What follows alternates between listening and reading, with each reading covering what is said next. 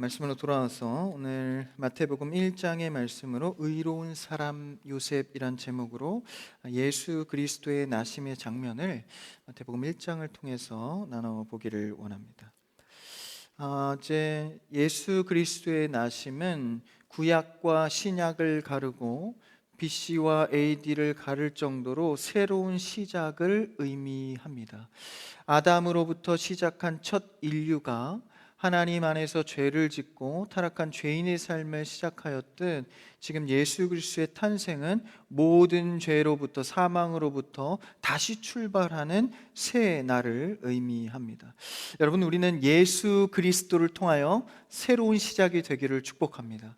그래서 주 안에 있으면 누구나 새로운 피조물입니다. 내 전의 과거가 어땠든 내 성향이 어떻든 그리스도와 함께하면 늘 새 날입니다.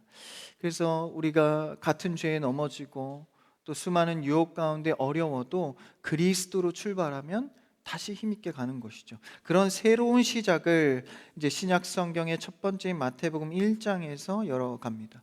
이 마태복음 1장은 크게 두 부분으로 나눕니다. 오늘 읽은 18절 전 17절까지, 그러니까 1절부터 17절까지는 아브라함과 다윗의 자손으로 이어지는 예수 그리스도의 계보, 즉 족보를 다루고 있습니다. 그러면서 18절부터는 본격적으로 예수님의 탄생 기사가 시작되는 것이죠. 이 예수 그리스도의 탄생 어떤 이 계보를 보면 이제 인간의 계보가 아닙니다. 그러니까 사람의 계보로 치자면 당시 유대 족보상 남성만 기록해야 되는데 여성들이 다 끼어 있습니다. 그리고 그 여성들은 다 이제 기생이나 죄의 상징성, 그리고 과부, 이런 부족한 자들이 다 끼어 있습니다. 그런 인간의 불순종과 인간의 타락을 뚫고 오신 예수 그리스도의 탄생을 상징하고 있는 것이죠. 그래서 이것은 인간의 계보가 아니라 예수 그리스도에 집중된 계보입니다. 그렇게 본격적인 예수 그리스도의 탄생 기사가 시작하면서 마치 아담의 창조를 설명하듯 예수 그리스도를 설명하고 있습니다. 그게 18절부터 시작이 되는데 한번 첫 절을 읽어볼까요? 18절 시작. 예수 그리스도의 나심은 이러하니라. 그의 어머니 마리아가 요셉과 약혼하고 동거하기 전에 성령으로 잉태된 것이 나타났더니. 예수 그리스도의 시작을 18절에서 예수 그리스도의 나심은 이러하니라. 여기서 우리가 주목할 단어는 나심입니다. 헬라어로는 게네시스라고 하는데 이거 영어로 번역하면 제네시스입니다. 자동차가 생각이 나서 그냥 게네시스로 하겠습니다. 게네시스, 그러니까 나심, 구약에서는 창세기를 뜻하죠. 그러니까 창세기와 같은 단어로 나심을 설명하고 있습니다. 그러니까 어원이 같아요. 창세기가 인류의 기원을 다루듯 마태복음 1장은 예수 그리스도를 게네시스, 새로운 시작으로 선포하고 있습니다. 우리의 삶의 시작은 예수 그리스도로 선포되어야 되는 줄 믿습니다. 그래야 아담의 죄의 족보를 끊고 예수 그리스도의 새 생명의 은혜를 시작할 수 있는 것이죠. 가정도 개인도요, 예수 그리스도로 시작하셔야 됩니다. 그래서 이렇게 결혼식을 보면 이제 요새는 예배식으로 잘 안 하잖아요. 그래서 양가 부모님, 친척들 생각하고 오시는 분들 생각하고 이러다 보면 예배 의식이 그냥 다 사라지고 그냥 본인들만의 축제, 사람들 앞에서의 기쁨, 요 정도로 치부되는 것 같아요. 근데 어떤 시작이든지 예수 그리스도의 이름으로 선포하고 예배로 시작해야 되는 줄 믿습니다. 그래서 결혼식뿐 아니라 어떤 일을 시작함에 있어서 우리는 늘 그리스도로 시작해야 되는 것이죠. 그래서 마태는 예수님의 탄생을 설명하면서 굉장히 독특한 방식을 취합니다. 마리아를 예수의 어머니로 소개하지만 요셉은 조금 다르거든요. 그의 어머니 마리아 이렇게 표현하는데 요셉은 그냥 요셉과 약혼하고 이렇게 되어 있습니다. 그러니까 유대 표기법상 마리아의 남편으로만 불릴 뿐 예수의 친부로 묘사하지 않습니다. 유대 표기법상 예수의 친부로서 그의 아버지라고 불려야 되는데 여기서는 마리아의 남편에 대한 요셉으로 불릴 뿐 나머지는 보여지지 않습니다. 그렇게 하지 않는 거죠.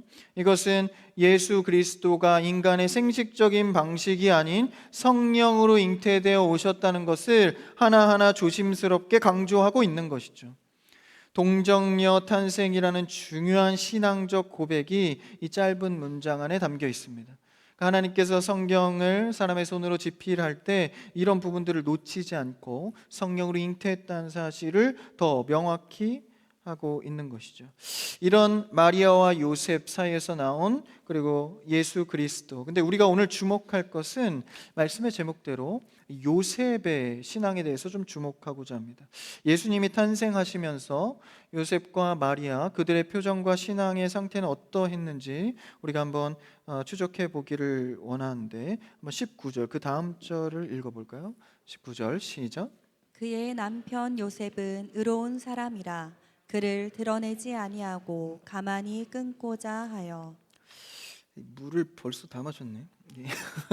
한 절 읽은 오늘 목이 좀 마르네요. 그의 남편 요셉은 어떤 사람입니까? 의로운 사람이다. 요셉이 보여준 의로움, 하나님께서 평가하기로 요셉을 의롭다 할 때 의로움은 어떤 의로움일까?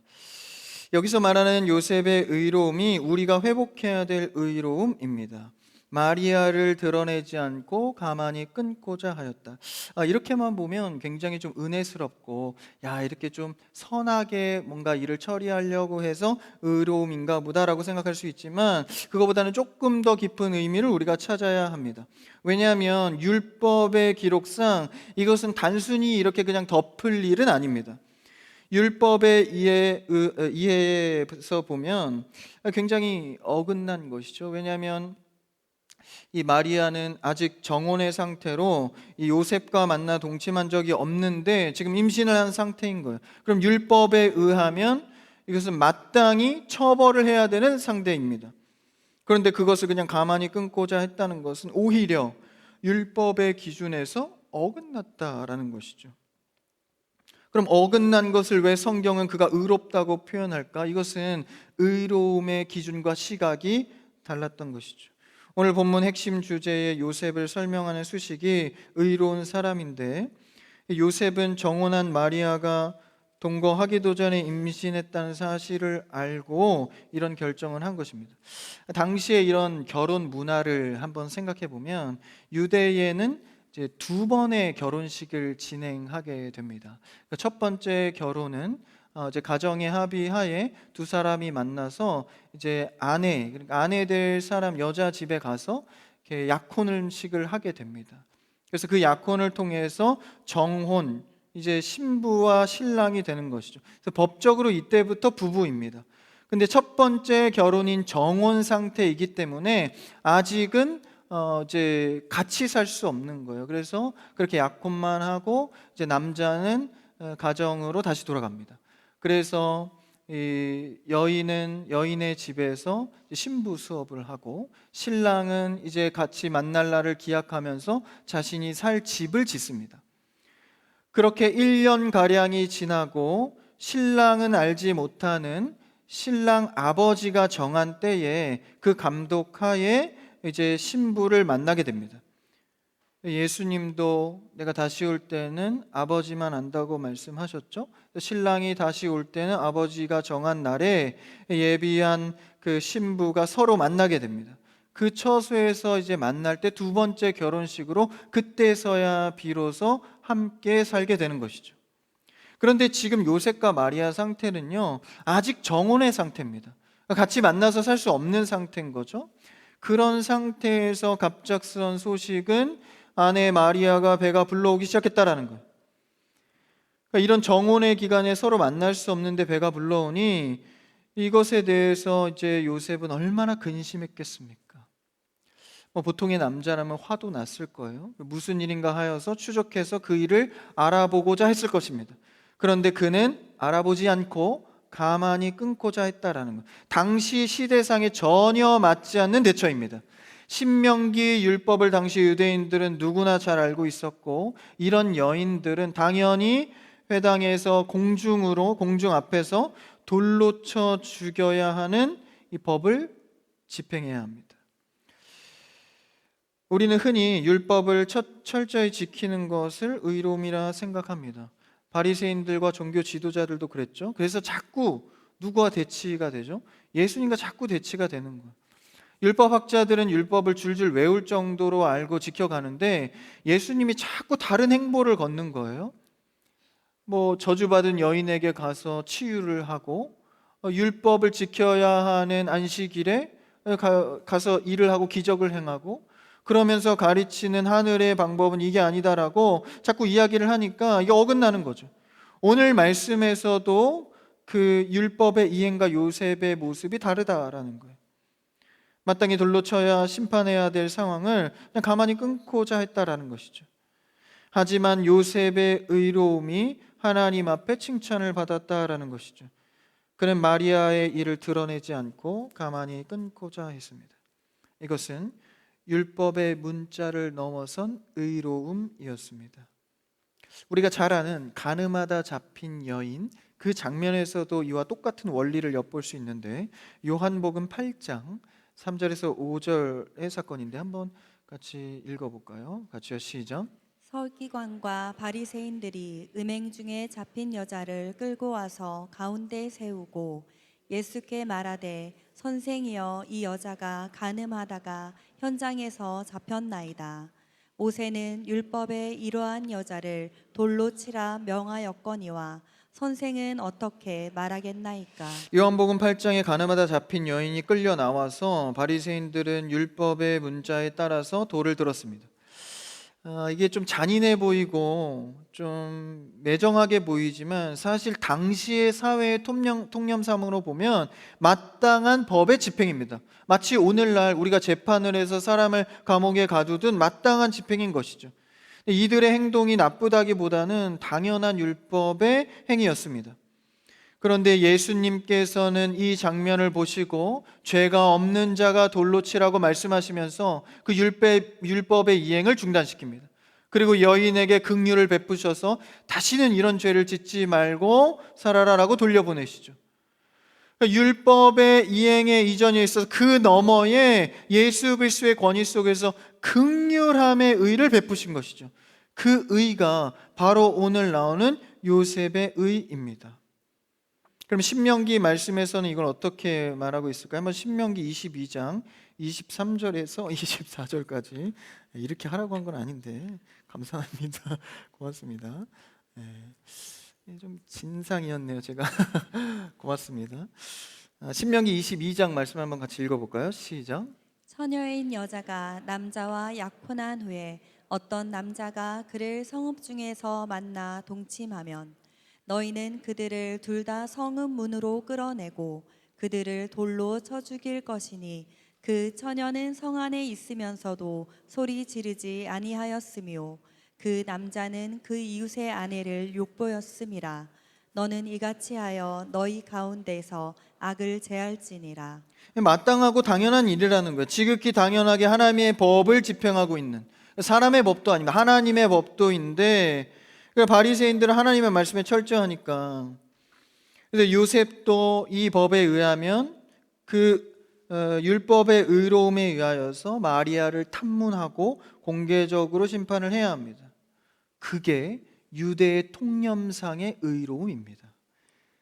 그런데 예수 그리스도의 방법은 달랐습니다. 그냥 구약의 율법에 매여 있는 것이 아니라 복음이 주는 자유함, 그리스도가 이루신 그 의로 인하여서 긍휼과 자비의 율법을 완성하셨다라는 것이죠. 여러분, 우리는 문자에 갇혀 있는 율법주의가 아니라 예수 그리스도의 긍휼과 자비로 율법을 이뤄가는 여러분 되시기를 축복합니다. 모든 율법을 통틀어서 예수님께 한 문장으로 묻습니다. 율법이 무엇입니까? 예수님은 말씀하시죠. 하나님을 사랑하고 그와 같이 이웃을 사랑하라. 이것이 모든 율법의 권위다. 예수님의 말씀처럼 이 긍휼과 자비가 빠지는 율법은 없다라는 것이죠. 이것을 요셉은 그대로 실현하였고 세상 사람들이 보기에는 의롭지 않다, 율법을 이행하지 않았다 봤지만 하나님과 예수 그리스도의 입장에서는 완벽한 의로운 자였습니다. 율법은 우리의 의를 들통내는 것, 그리고 우리의 죄인됨을 드러냅니다. 의인은 없나니 하나도 없다는 사실이 드러나졌고 율법은 결국 우리를 그리스도로 안내하는 교사가 됩니다. 그렇다면 우리가 율법을 통해서 그리스도에 도달했을 때는 우리에게 남는 것은 긍휼과 자비와 사랑뿐인 것입니다. 죄인으로서 오갈 데 없는 우리가 그리스도의 긍휼과 자비로 다시 새 생명을 얻었습니다. 이러한 자가 어떤 율법을 이행해야 될지, 어떤 말과 행동으로 대해야 할지, 여러분, 우리는 사람을 볼 때 나를 구원하신 그리스도를 생각하며 영혼으로 귀하게 여기고 대하고 말하는 여러분 되기를 축복합니다. 정말 그래야 합니다. 그게 예수 그리스도의 자녀로서 의로운 자다라는 것이죠. 옆 사람과 인사해 볼까요? 당신은 정말 귀한 사람입니다. 아니, 다시요. 당신은 정말 귀하신 분이십니다. 제가 받들어 모시겠습니다. 이건 좀 아닌가요? 좀 너무했나? 물 떠주셔서 얼마나 귀한지 몰라요. 말하니까 막 나오고. 사실 제가 저녁에 이렇게 식사를 좀 먹었는데 족발을 좀 먹었습니다. 그래서 원래 그렇게 헤비한 거 안 먹는데 이게 좀 육체가 지치니까 또 그런 거를 또 섬겨주셔서 먹었습니다. 먹는데 또 국수도 나오고 누룽지도 나오고 뭐 계속 나오더라고요. 좀 짜게 먹었습니다. 그래서 물이 자꾸 먹히네. 지금 무슨 얘기를 하고 예수 그리스도의 긍휼과 자비가 필요한 우리는 그 긍휼을 입고 나서 율법을 다시 해석해야 됩니다. 주 안에서. 다윗이 고백하기로 하나님은 제사를 원하기보다 긍휼과 자비를 원하신다. 이것을 다윗이 깨닫고 나서 율법의 지향의 끝은 그리스도가 우리를 불쌍히 여겨주셔서 그 긍휼한 마음으로 살아가는 것. 그 긍휼의 마음을 가지면요, 그냥 다 불쌍해 보여요. 긍휼이 여겨집니다. 여러분, 미워하는 사람들도요, 그 사람을 위해서 기도해 보십시오. 사랑이 마음에 채워지면 얼마나 그렇게 긍휼이 보이는지 몰라요. 전에 보지 못했던. 그게 주님께서 원하시는 의로움이다라는 것이죠.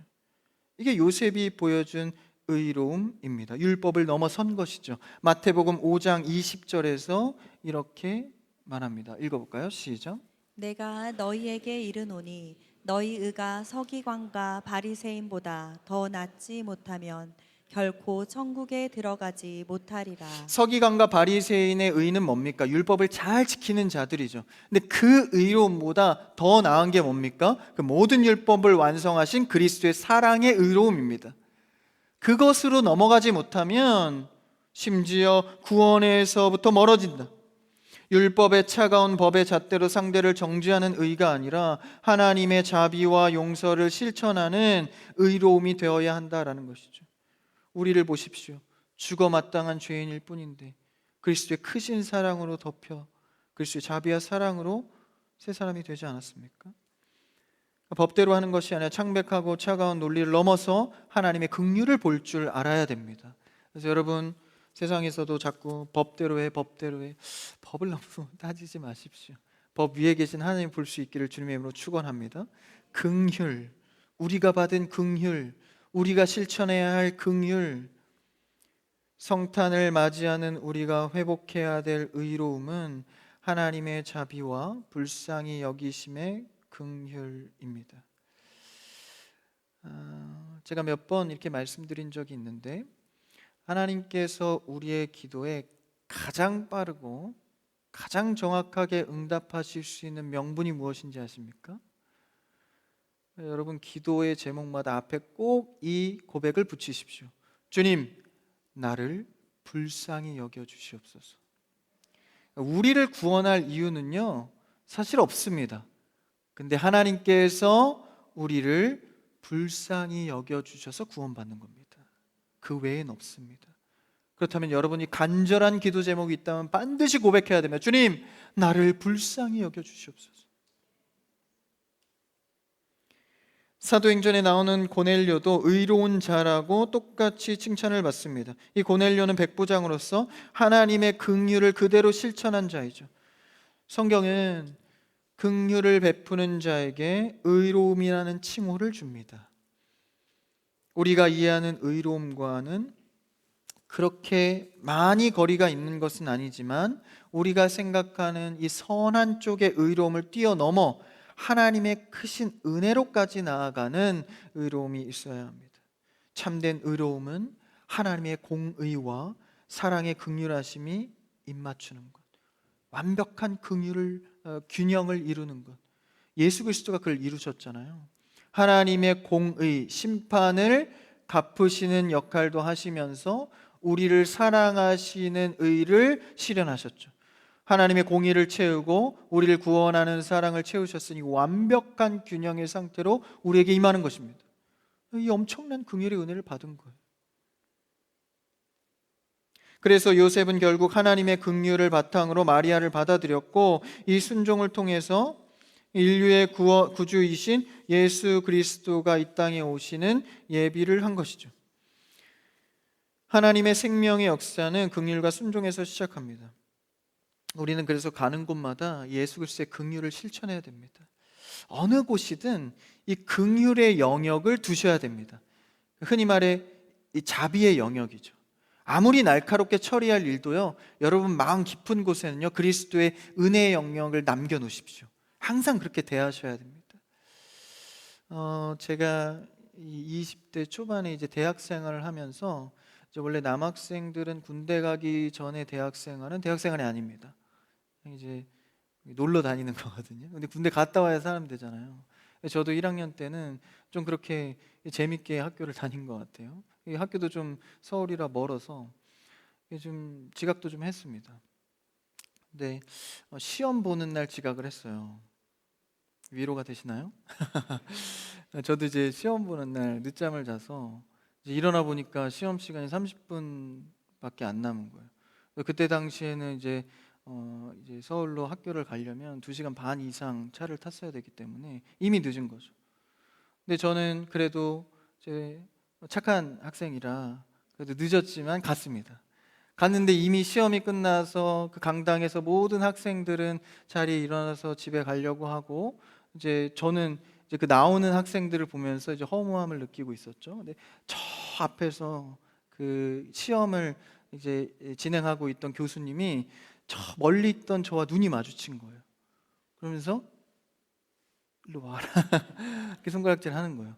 뭔가 느낌이 괜찮았습니다. 그래서 한번 가보니까 교수실로 따라오라는 거예요.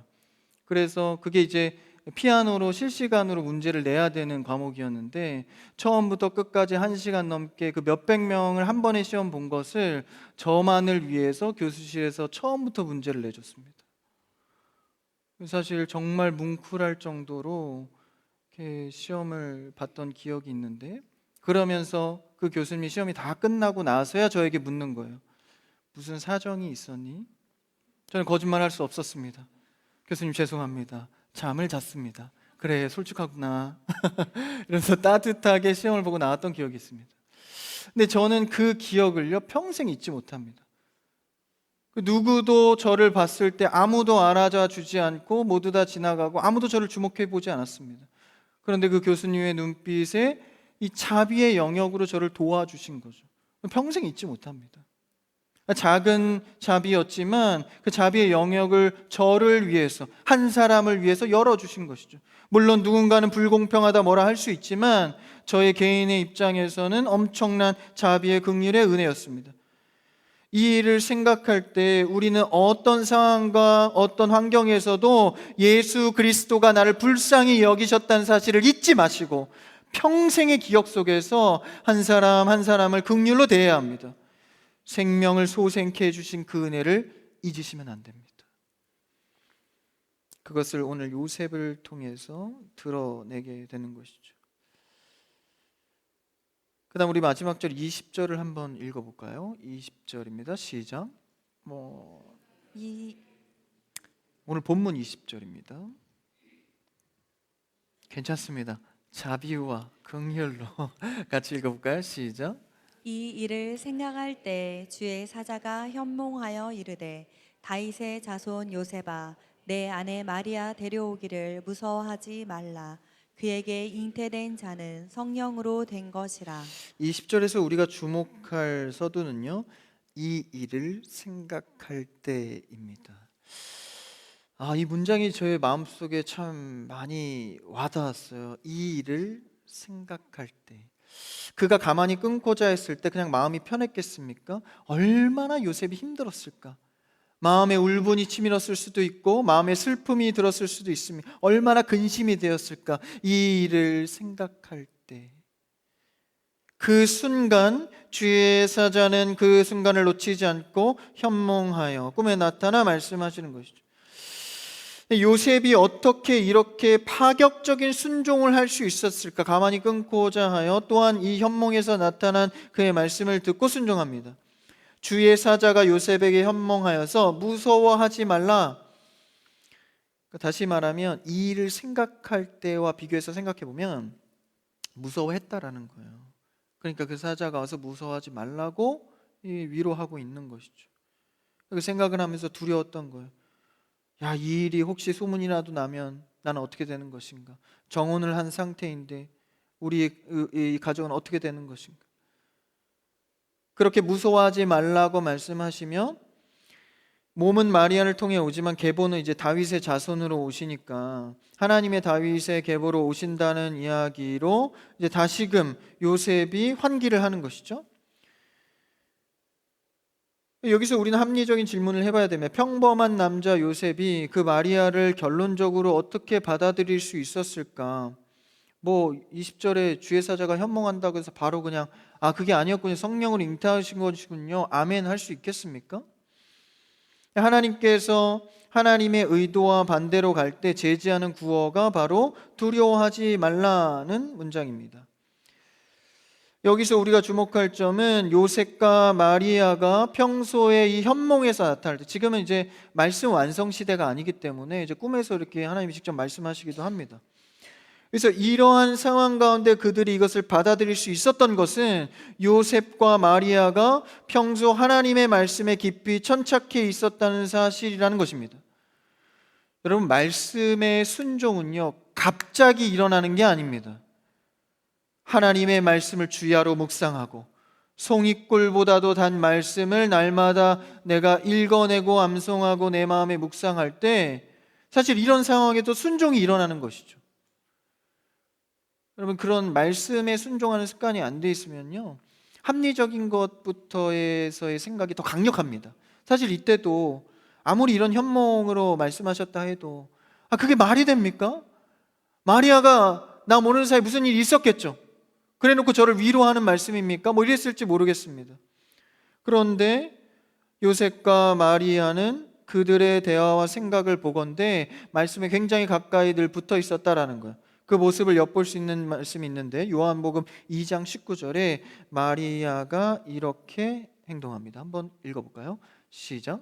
예수께서 대답하여 이르시되 너희가 이 성전을 헐라 내가 사흘 이게 동안에 아닙니다. 이 일으키리라. 말씀이 아닌데 제가 잘못 드렸어요. 제가 대신 읽어드리면 마리아는 이 모든 말을 마음에 새기어 생각하니라 이렇게 기록되어 있습니다. 그러니까요, 마리아는 하나님께서 주신 말씀을 마음에 생각하여 새기어 늘 생각했다라는 거예요. 여기서 생각했다라는 말은 헬라어 문법상 미완료형입니다. 그러니까 생각을 계속 이어갔다라는 거예요. 그러니까 하나님의 말씀을 듣고 그냥 그렇구나 흘려보낸 게 아니라 계속해서 마음에 두고 계속 씹고 의미를 되새겼다라는 것입니다. 그렇게 말씀에 대해서 진지하게 늘 생각했던 마리아의 태도가 네가 성령으로 잉태하여 아들을 낳으리라 한 말에 황당하고 경이로운 소식을 들었을 때 마리아는 그 소식을 무시하거나 감정적으로 반응하지 않았습니다. 오히려 그 말씀을 지적인 생각과 영적인 깊은 시름으로 깨달으려 노력했다라는 것입니다. 여러분, 말씀을 흘려보내지 마시고 마음에 깊이 새겨 생각하고 또 생각하는 여러분 되시기를 축복합니다. 그 마음의 말씀에 천착, 가까이 붙어있는 태도가 있어야 지금 이런 비범한 인류를 구원할 큰 하나님의 계획의 실천 앞에 능히 순종할 수 있다라는 것입니다. 이들의 하나님의 계시의 순종의 자세는 이미 준비가 되어 있었던 것이죠. 아무런 준비 없이 자기의 정욕대로 살고 싶은 대로 살다가 어느 날 갑자기 내게 임한 하나님의 말씀에 곧바로 아멘 하기란 쉽지 않다라는 것이죠. 평소의 말씀의 묵상, 말씀과 결부한 고민이 바로 이 장면에서의 아멘을 이끌어냈다라는 것입니다. 요셉과 마리아는 예언한 메시아, 그러니까 메시아가 이 땅 가운데 오실 것에 대한 소망을 품고 하나님의 언약을 신뢰하고 있었습니다. 그랬기에 천사의 고지가 임했을 때 비록 두려운 마음도 있고 근심도 걱정도 있었지만 그 메시지를 온 인격으로 수납할 수 있었습니다. 요셉의 의로움은 이처럼 평소의 말씀 앞에 굳건히 서서 하나님의 일을 기다리는 사람의 믿음을 통해서 이루어진 결과입니다. 여러분, 우리는 하나님의 말씀을 날마다 묵상하고 진지하게 대함으로 긍휼히 여기는 예수 그리스도의 마음의 의로움을 실천할 수 있는 여러분 되기를 축복합니다. 약속을 따라오신 예수님을 기다리고 말씀에 순종한 요셉과 마리아, 우리도 그를 바라보면서 이 성탄의 앞에 새로운 설렘과 기대의 마음으로 나아가야 합니다. 우리가 회복해야 할 모습은 율법적인 차가운 정의가 아니라 요셉이 보여주었던 하나님의 자비와 긍휼이 기초된 의로움에 있습니다. 서로를 환대하고 용서하고 사랑을 실천할 때 하나님의 생명의 역사가 나를 통해 흘러가고 많은 영혼들이 세워질 줄 믿습니다. 이 성탄에 다시 오실 주님을 향한 설렘과 그리스도의 긍휼과 자비를 생각하면서 마리아와 같이, 요셉과 같이 근심과 어려운 걱정 가운데에서도 주의 말씀에 순종하는 의로운 주의 성도가 다 되시기를 주님의 이름으로 축원합니다.